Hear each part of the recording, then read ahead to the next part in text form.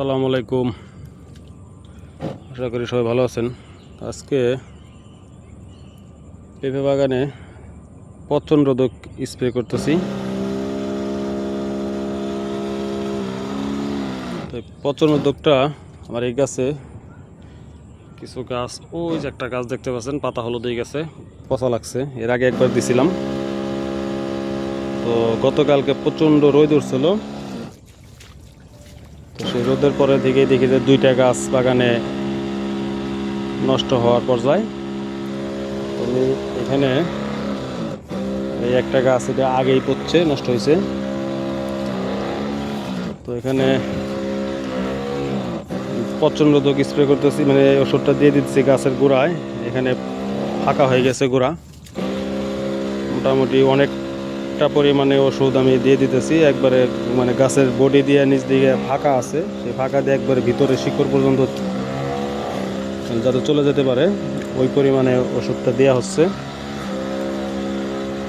তো আলহামদুলিল্লাহ রেজাল্ট ভালো, কাজ করে। তারপরও কিছু কিছু গাছ যেগুলো বেশি আক্রান্ত হয়ে যায়, সেটা এখন যদি এইভাবে 2-3 দিন ঠান্ডা ঠান্ডা আবহাওয়া থাকে, তাহলে আল্লাহর রহমতে কিছু গাছ যেগুলো আক্রান্ত হয়েছে সেগুলোও আল্লাহর রহমতে ঠিক হয়ে যাবে।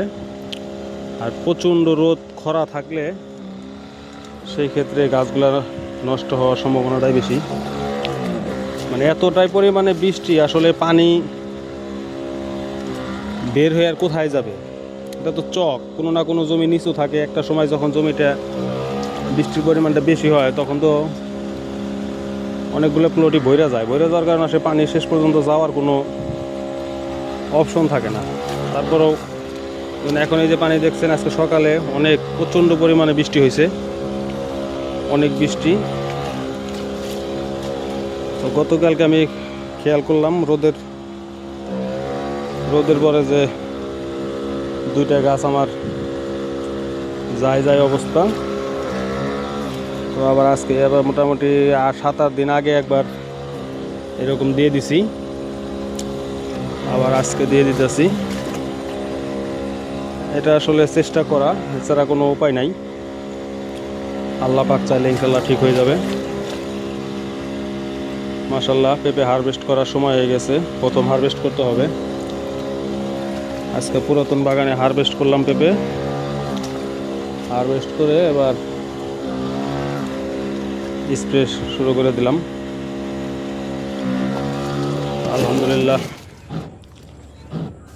চেষ্টা করতেই হবে, চেষ্টা না ছাড়া কোনো উপায় নাই। ট্রিটমেন্ট করতে হবে, রেজাল্ট ভালো মন্দ করার মালিক আল্লাহ। তো নজল খুইলে ডাইরেক্ট করে, কারণ গাছের গোড়া বৃষ্টি বাদল হইলে ফাঁকা হয়, সেখান দিয়ে পানি ঢুকে। আসলে আপনি কতক্ষণ এইগুলোর গোড়া বন্ধ করতে পারবেন? বন্ধ করা সম্ভব না।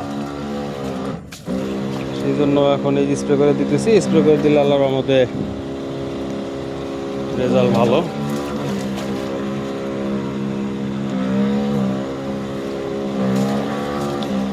তারপরেও আমার মোটামুটি 1700-র মতো গাছ, পেঁপে গাছ।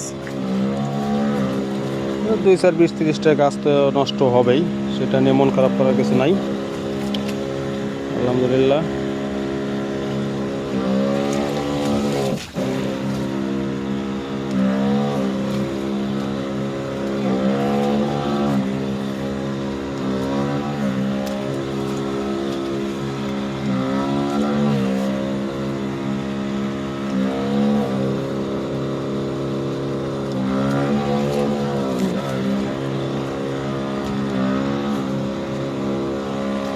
আমি এখানে ইউজ করছি অটো স্টিন 100 গ্রাম, নাবারা 100 মিলি, 3 ড্রাম পানিতে। 3 ড্রাম পানি গুলিয়ে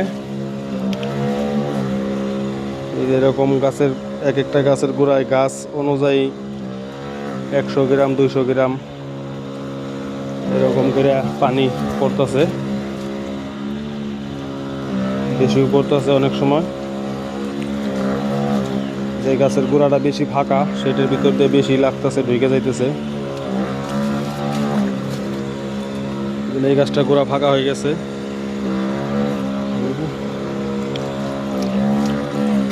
তো সবাই দোয়া করবেন। জুঁই পেঁপে চাষটা খুব সহজ আবার খুব কঠিন। এগুলোর আসলে ট্রিটমেন্টটা খুব কেয়ারফুলি করতে হয়। ট্রিটমেন্ট না করতে পারলে, সঠিক সময় সঠিক ট্রিটমেন্ট না করতে পারলে লসের সম্ভাবনাই বেশি। এবং পানি নিষ্কাশনের ব্যবস্থাটা 100% থাকতে হবে।